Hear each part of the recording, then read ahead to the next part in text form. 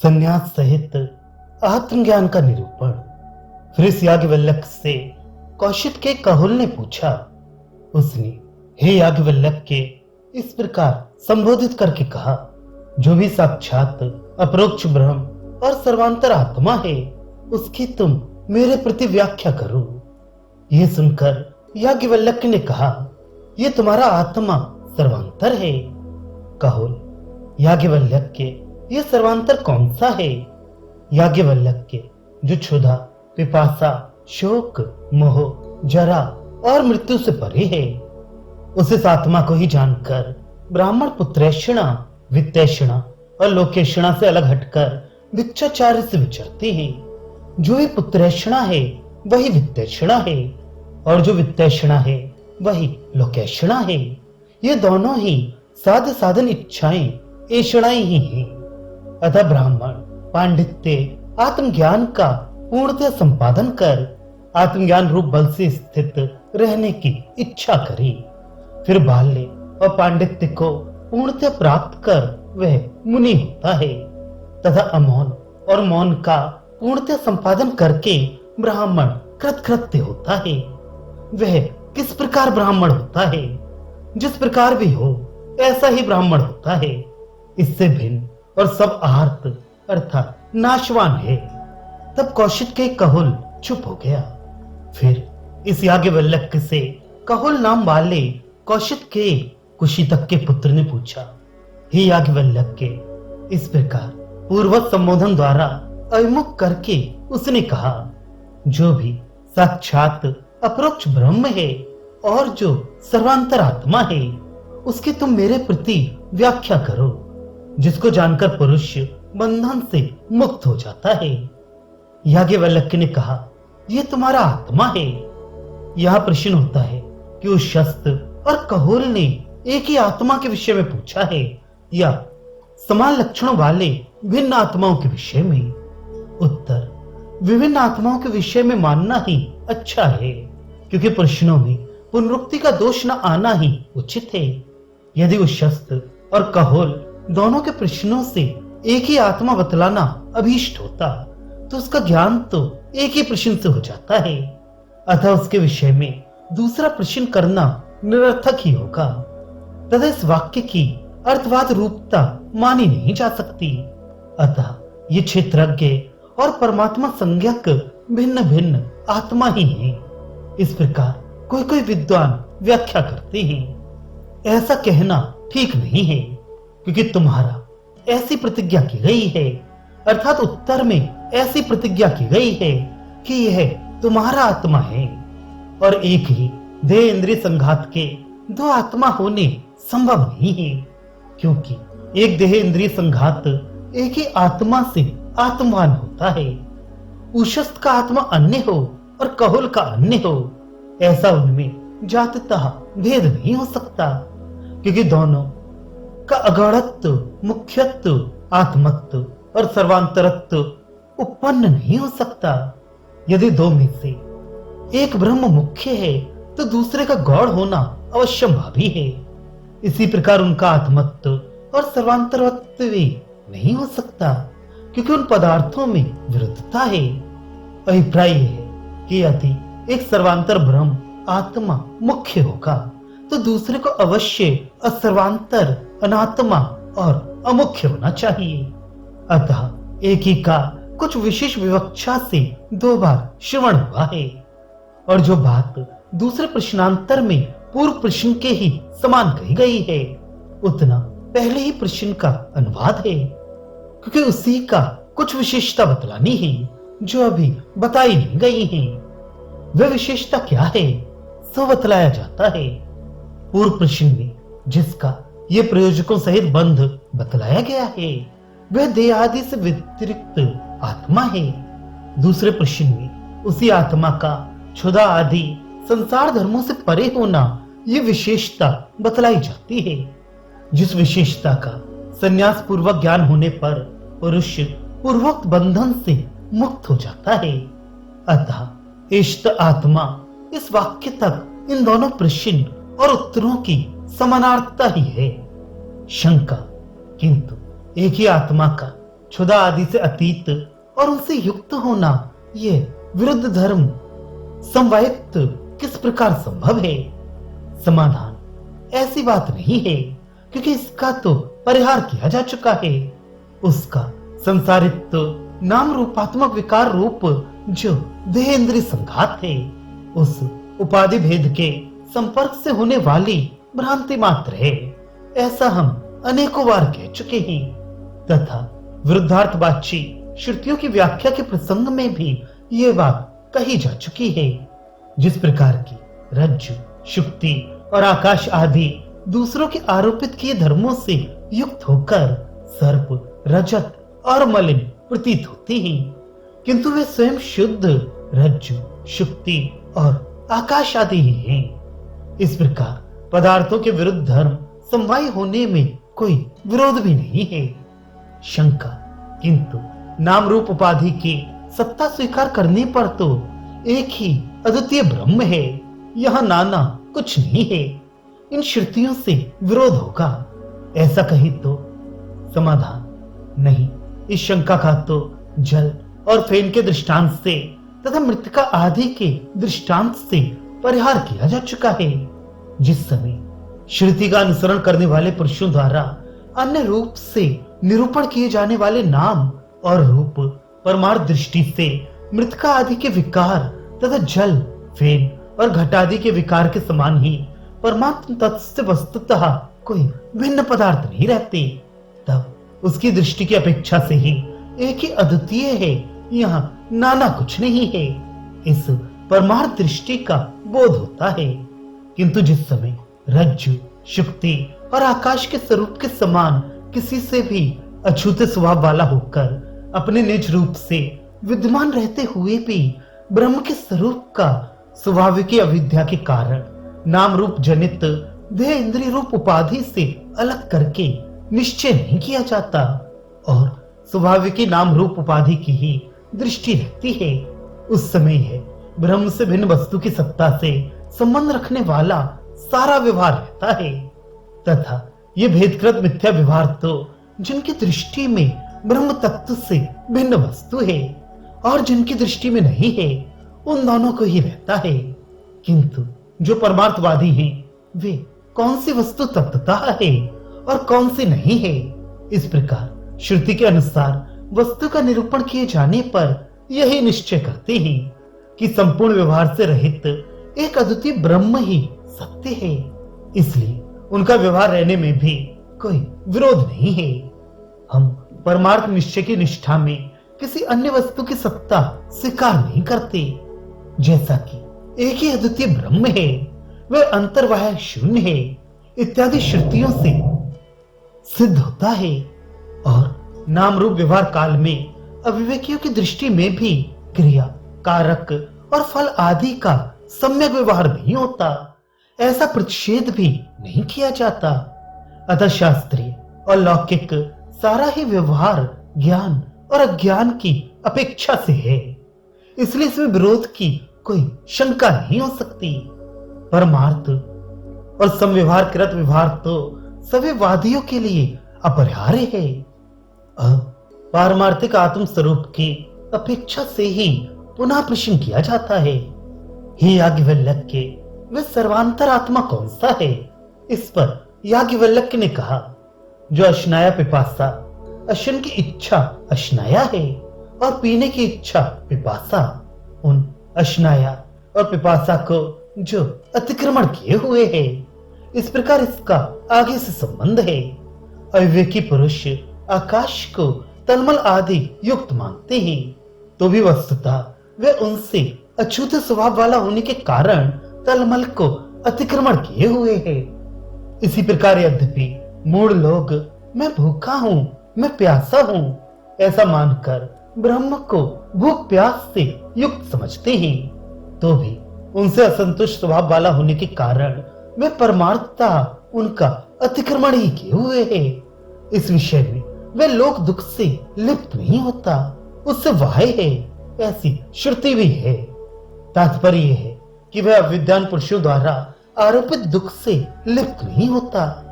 एक प्राण के ही धर्म होने के कारण अश्नाया और पिपासा बधों का समास किया गया है।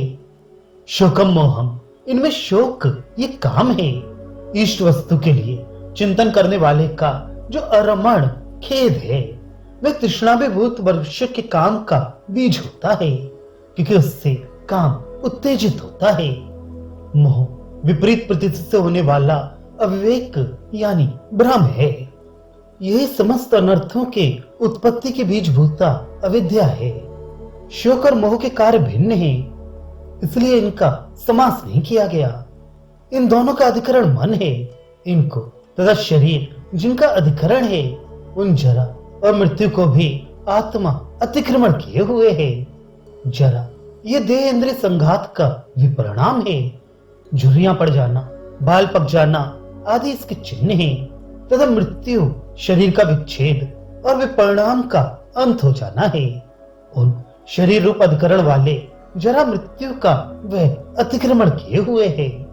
ये जो प्राण, मन और शरीर रूप अधिकरण वाले तथा प्राणियों में दिन रात और समुद्र की तरंगों के समान निरंतर रहने वाले क्षुधा आदि धर्म हैं, वही प्राणियों में संसार इस नाम से कहे जाते हैं।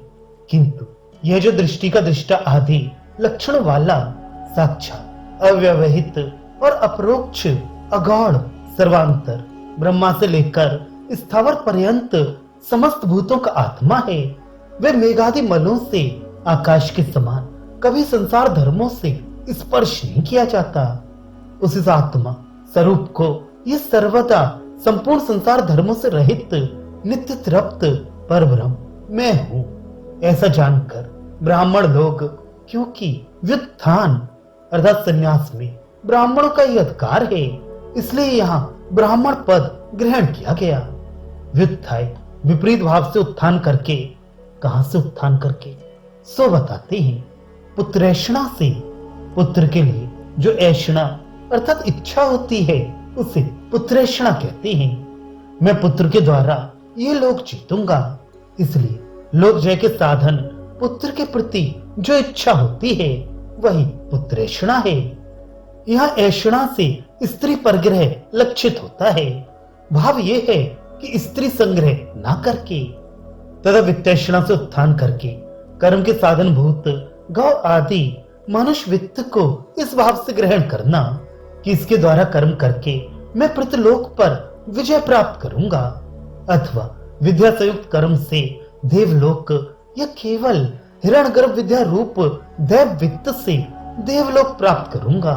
इसका नाम वित्तेषणा है। किन्हीं किन्हीं का मत है कि दैव वित्त से तो व्युत्थान होता ही नहीं, क्योंकि उसके बल से ही तो व्युत्थान होता है, किंतु ये ठीक नहीं है, क्योंकि एतवान्वे कामहा इस श्रुति द्वारा दैव वित्त को ऐषणा के बीच में ही पढ़ा गया है, और हिरण्यगर्भ आदि देवता विषयणी विद्या ही दैव वित्त कही जाती है, क्योंकि वे देवलोक प्राप्ति के हेतु है। निरुपाधिक प्रज्ञान घन विषयणी ब्रह्म विद्या देवलोक की प्राप्ति की हेतु नहीं है। जैसा कि अतः वह सर्व हो गया, वह इनका आत्मा ही हो जाता है, इत्यादि श्रुतियों से प्रमाणित होता है। और व्युत्थान भी ब्रह्म विद्या के ही बल से होता है, क्योंकि इस विषय में उस इस आत्मा को जानकर ऐसा विशेष वाक्य है। अतः ऐषणा के विषय भूत इन तीनों से ही अनात्म लोक प्राप्ति के साधनों से व्युत्थान करके निश्चय इतना ही काम है। इस श्रुति के अनुसार ऐषणा काम का ही नाम है।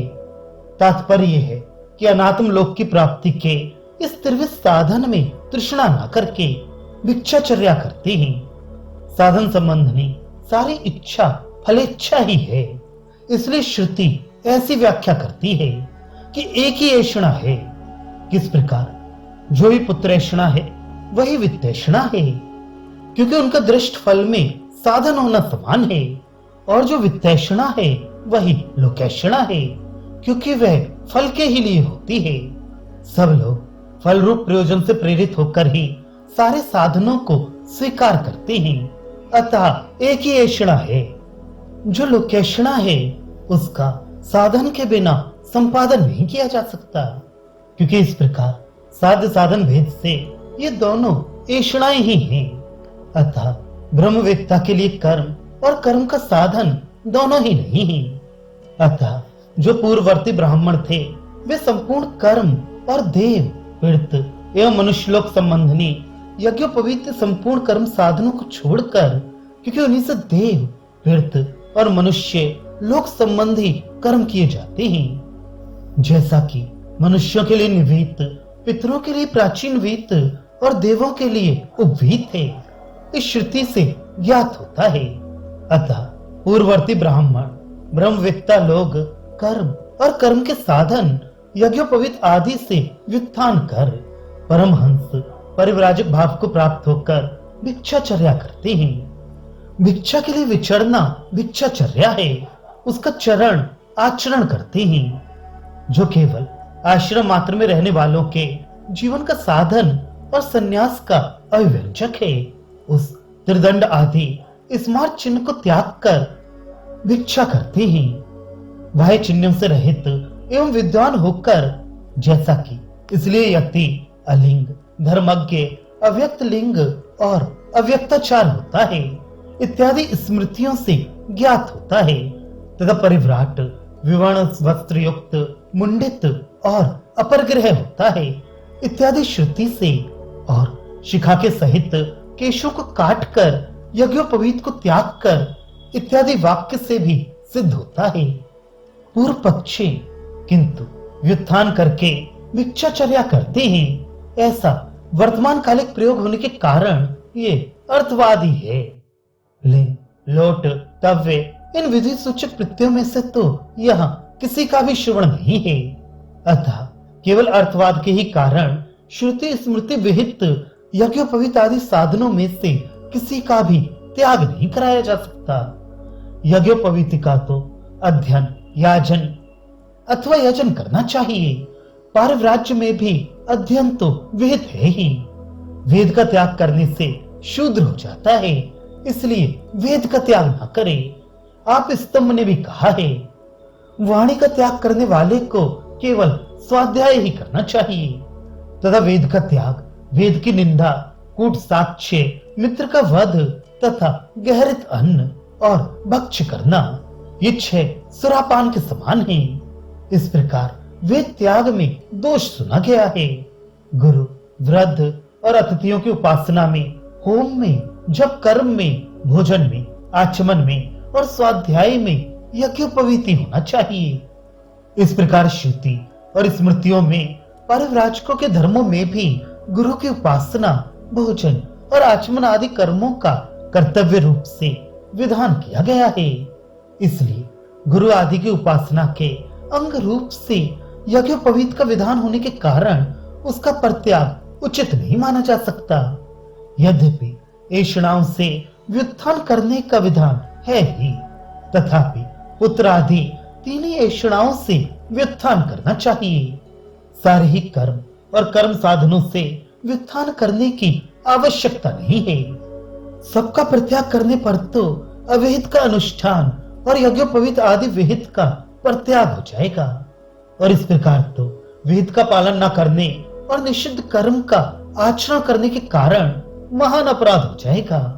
अतः यज्ञोपवीत आदि लिंगों का परित्याग अंध परंपरा ही है, सिद्धांति ऐसी बात नहीं है, क्योंकि यति, यज्ञोपवीत एवं वेद इन सभी का त्याग कर दे, ऐसी श्रुति है। इसके सिवा सारी उपनिषदें भी आत्मज्ञान पर रखी हैं और आत्मा साक्षात करने योग्य, श्रवण करने योग्य एवं मनन करने योग्य है। इस प्रकार आत्मज्ञान का उपक्रम किया गया है, तथा यह भी प्रसिद्धि है कि वह आत्मा ही साक्षात, अपरोक्ष, सर्वांतर और क्षुधा आदि संसार धर्मों से रहित है। इस प्रकार जानना चाहिए। इस सारी उपनिषद का तात्पर्य इसी में है। ये किसी दूसरे विधि का शेषभूत नहीं है, इसलिए अर्थवाद नहीं है, क्योंकि आत्मज्ञान तो कर्तव्य है और आत्मा क्षुधा आदि धर्मों वाला है नहीं, इसलिए उसे साधन और फल से विलक्षण ही समझना चाहिए। अतः आत्मा को इनसे अविलक्षण रूप से जानना ही अविद्या है।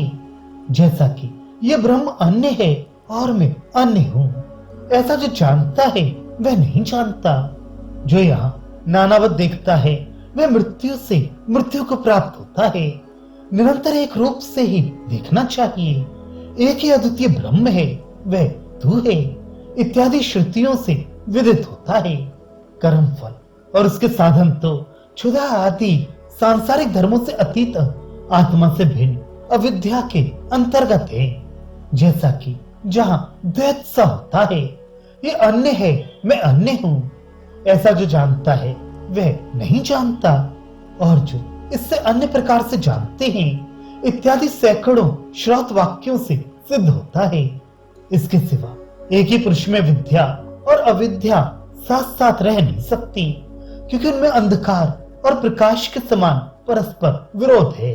इसलिए आत्मवेदता का क्रिया कारक और फल का भेद रूप अविद्या विषयक अधिकार नहीं देखना चाहिए, क्योंकि वह मृत्यु से मृत्यु को प्राप्त होता है इत्यादि रूप से उसकी निंदा की गई है, तथा अविद्या के विषय भूत संपूर्ण क्रिया साधन और फल उससे विपरीत आत्मविद्या द्वारा हे रूप से इष्ट हैं, एवं यज्ञोपवीत आदि साधन भी उस अविद्या के विषय हैं। अतः जो साधन और फल से भिन्न स्वभाव वाला है, उस आत्मा से ऐषणा भिन्न विषयणी एवं विलक्षण है।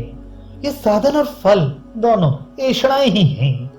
यज्ञोपवीत आदि और उनसे साध्य कर्म भी साधन ही हैं, अतः वे भी ऐषणाएं हैं, क्योंकि ये साध्य और साधन दोनों ऐषणाएं ही हैं। इस हेतु सूचक वाक्य से यही निश्चय किया गया है।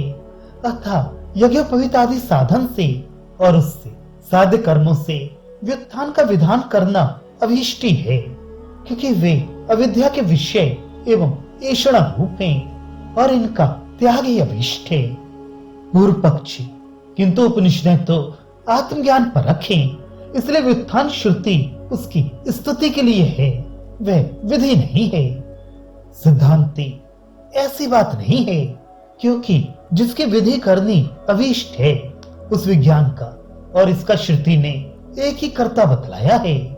वेद में अकर्तव्य के साथ कर्तव्य का समान कर्तक रूप से, अर्थात वे दोनों एक ही कर्ता द्वारा कर्तव्य हैं, इस प्रकार से श्रवण होना कभी संभव नहीं है। जिस प्रकार सोम निकालना, हवन करना और भक्षण करना इन कर्तव्य कर्मों का ही सोम निकालकर हवन करके भक्षण करते हैं, इस प्रकार एक कर्तक रूप से विधान किया गया है। उसी प्रकार आत्मज्ञान, ऐषणा व्युत्थान और भिक्षाचर्या इन कर्तव्यों का ही समान कर्तकत्व श्रवण होना संभव हो सकता है। यदि कहो कि अविद्या का विषय और ऐषणा रूप होने के कारण यज्ञोपवीत आदि का परित्याग तो आत्मज्ञान की विधि से ही स्वतः प्राप्त हो जाता है, उसके लिए विधि करने की आवश्यकता नहीं है, तो ऐसा कहना भी ठीक नहीं है, क्योंकि जिस प्रकार आत्मज्ञान की विधि से ही वेद व्युत्थान का उसी कर्ता के द्वारा कर्तव्यत्व श्रवण होने से और भी पुष्टि हो जाती है, उसी प्रकार ऐसी ही विधि करने से भिक्षाचर्या की भी दृढ़ता होती है। और ऐसा जो कहा कि वर्तमान कालिक प्रयोग होने से यह केवल अर्थवाद मात्र है, सो ये ठीक नहीं, क्योंकि औदुंबर उपाधि संबंधी विधि के समान होने के कारण ये भी निर्दोष है। पूर्व पक्षी व्युत्थाय भिक्षाचर्य चरंती इस वाक्य से संन्यास का विधान किया जाता है, और संन्यास आश्रम में श्रुति स्मृतियों द्वारा यज्ञोपवीत आदि साधन एवं त्रिदंड आदि लिंग का विधान किया गया है। अतः ऐषणा होने पर भी इन्हें छोड़कर अन्य ऐषणाओं से ही व्युत्थान करना चाहिए। ऐसा कहें तो सिद्धांति ऐसी बात नहीं है, क्योंकि विज्ञान का जो कर्ता है उसी के द्वारा किए जाने वाले ऐषणा व्युत्थान रूप संन्यास से भिन्न प्रकार का भी संन्यास होना संभव है। ये जो ऐषणाओं से ऊपर उठना रूप संन्यास है वह आत्मज्ञान का अंग है, क्योंकि यह आत्मज्ञान की विरोधनी ऐषणाओं का प्रत्याग रूप है। कारण ऐषणाएं तो अविद्या का विषय है। उक्त संन्यास से भिन्न आश्रम रूप संन्यास ब्रह्मलोक आदि फल की प्राप्ति का साधन भूत है, जिसके विषय में की यज्ञोपवीत आदि साधन और लिंगों का विधान किया गया है तथा अन्य प्रकार के संन्यास में आश्रम धर्म मात्र से ऐषणा रूप साधनों का ग्रहण संभव है। इतने ही से संपूर्ण उपनिषदों द्वारा प्रतिपाद्य आत्मज्ञान का बाध होना उचित नहीं है। यज्ञोपवीत आदि अविद्या विषयक ऐषणा रूप साधनों को ग्रहण करने की इच्छा रहने पर तो इस असाधन रूप फल रूप एवं क्षुधा आदि सांसारिक धर्मों से रहित आत्मा के मैं ब्रह्म हूं विज्ञान का अवश्य बाध हो जाएगा और उसका बाध होना उचित नहीं है, क्योंकि समस्त उपनिषदों का तात्पर्य उसी में है। पूर्व पक्षी किंतु भिक्षाचर्य चरंती ये ऐषणा को ग्रहण करने वाली श्रुति तो स्वयं ही उसका बाध कर रही है। तात्पर्य यह है कि यदि ये मान भी लिया जाए तो भी ऐषणाओं से व्युत्थान का विधान करके श्रुति ऐषणा के ही एक देश भिक्षाचर्या का ग्रहण कराने के कारण उससे संबंध अन्य ऐषणाओं का भी ग्रहण कराते ही है। यदि ऐसा कहीं तो सिद्धांति ऐसी बात नहीं है, क्योंकि हवन के पश्चात भोजन करने के समान भिक्षाचर्या किसी फल की प्रयोजक नहीं है। हवन के पश्चात भोजन कराना भी शेष प्रतिपत्ति कर्म होने के कारण किसी फल का प्रयोजक नहीं है। इसके सिवा संस्कार न करने वाली होने से भी भिक्षाचर्या प्रयोजक नहीं है। उस शेष का भक्षण तो पुरुष के संस्कार का हेतु भी होता है, किंतु भिक्षाचर्या वैसे भी नहीं है, क्योंकि नियम विधि जनित अदृष्ट भी ब्रह्मवेत्ता को अनिष्ट है। पूर्व पक्षी यदि उससे नियम विधि जनित अदृष्ट इष्ट नहीं है तो भिक्षाचर्या का क्या प्रयोजन है? ऐसा कहें तो सिद्धांति ये ठीक नहीं, क्योंकि अन्य साधनों से तो व्युत्थान करने का विधान किया गया है। इस पर भी यदि तुम कहो कि निष्क्रिय आत्मज्ञान से सर्वनिवृत्ति तो हो ही जाएगी, फिर भिक्षाचर्या से क्या प्रयोजन है? तो ठीक है, यदि ऐसा हो जाए तो हम भी उसे स्वीकार करते हैं। संन्यास आश्रम में जो यज्ञोपवीति होकर ही अध्ययन करे इत्यादि वचन कहे गए हैं, वे केवल अविद्युत संन्यास मात्र से संबंध रखने वाले हैं, ऐसा कहकर उनका परित्याग किया जा चुका है। और यह भी कहा गया है कि यदि ऐसा न मानेंगे, उन्हें विद्युत संन्यास संबंधी समझेंगे तो आत्मज्ञान का बाध हो जाएगा, जिसे किसी प्रकार की कामना नहीं है, जो सब प्रकार के आरंभ से शून्य तथा नमस्कार और स्तुति से रहित है, जो स्वयं अक्षीण है किंतु जिसके कर्मों का क्षय हो चुका है, उसे देवगण ब्राह्मण ब्रह्मवेत्ता मानते हैं। ये स्मृति विद्वान के समस्त कर्मों का अभाव दिखाती है तथा विद्वान लिंग रहित होता है, अतः वह लिंग रहित और धर्मज्ञ होता है इत्यादि वचन भी यही दिखलाते हैं। अतः आत्मवेत्ता को समस्त कर्म साधनों के परित्याग रूप व्युत्थान लक्षण परमहंस परिव्राज्य का ही आश्रय लेना चाहिए, क्योंकि पूर्ववर्ती ब्राह्मण ब्रह्मज्ञ लोग इस असाधन फल स्वभाव आत्मा को जानकर ऐषणा लक्षण साधन और फलस्वरूप समस्त विषयों से ऊपर उठकर अर्थात दृष्ट और अदृष्ट फल वाले संपूर्ण कर्म और उसके साधन को छोड़कर भिक्षाचर्या करते थे। इसलिए इस समय भी ब्राह्मण यानी ब्रह्मवेत्ता पांडित्य पंडित भाव को यह आत्मज्ञान ही पांडित्य है। इसे निर्विद निशेषतया जानकर अर्थात आचार्य और शास्त्र से पूर्णतया आत्मज्ञान संपादन करके ऐषणाओं से व्युत्थान कर, क्योंकि उस पांडित्य का पर्यवसान ऐषणाओं से व्युत्थान करने में ही है। कारण वह ऐषणाओं के तिरस्कार से ही उत्पन्न होता है और ऐषणाओं से विरुद्ध भी है। ऐषणाओं का तिरस्कार किए बिना तो आत्मविषयक पांडित्य का उदय ही नहीं हो सकता। अतः आत्मज्ञान द्वारा ही ऐषणाओं से व्युत्थान संपादित होता है। आत्मज्ञान और व्युत्थान का एक ही कर्ता है, ये सूचित करने के लिए व्युत्थाय इस पद में तत्व प्रत्यय का प्रयोग किया गया है। इसलिए इस लिंगभूता श्रुति ने उक्त अभिप्राय को और भी पुष्ट कर दिया। अतः ऐषणाओं से उत्थान कर बाल्य से ज्ञान बल भाव से तिष्ठा सेत स्थित रहने की इच्छा करे। अन्य जो अनात्मज्ञ हैं उनका बल तो साधन और फलों का आश्रय लेना ही है। उस बल को त्याग कर विद्वान को जो असाधन फल स्वरूप आत्मविज्ञानी बल है, केवल उस बल भाव का ही आश्रय लेना चाहिए। उसका आश्रय लेने से विषय लोलुप इंद्रियां इसे आकृष्ट करके ऐषणाओं के विषय में स्थापित करने का साहस नहीं कर सकती। जो ज्ञान बल से रहित है, उस मूड को ही इंद्रियां दृष्ट और अदृष्ट विषयों की ऐषणा में नियुक्त कर देती हैं। आत्मज्ञान के द्वारा समस्त विषय दृष्टि का तिरस्कार कर देना ही बल है। अतः उस बल भाव से बाल्य से स्थित रहने की इच्छा करे। ऐसा ही आत्मज्ञान के द्वारा वीर्य विषय दृष्टि के तिरस्कार का सामर्थ्य प्राप्त होता है। इस अन्य श्रुति से विदित होता है तथा यह आत्मा बलहीन को नहीं मिल सकता। यह श्रुति भी यही कहती है। इस प्रकार बाल्य और पांडित्य को निर्वेद्य निशेष जान करके फिर मुनि मनन करने के कारण मुनि योगी होता है। समस्त अनात्म प्रत्ययों का तिरस्कार करना यही ब्राह्मण ब्रह्मवेत्ता का कर्तव्य है। ऐसा करके वह कृतकृत्य योगी हो जाता है। आत्मज्ञान और अनात्म प्रत्यय तिरस्कार जिनकी पांडित्य और बाल्य संज्ञा है, ये अमौन है। इन्हें निशेष करके तथा अनात्म प्रत्यय तिरस्कार का परिवेशन फल मौन है, उसे भी निशेष जान करके ब्राह्मण कृतकृत्य हो जाता है। उसे सब ब्रह्म ही है ऐसा प्रत्यय उत्पन्न हो जाता है। वह ब्राह्मण कृतकृत्य है, इसलिए ब्राह्मण है।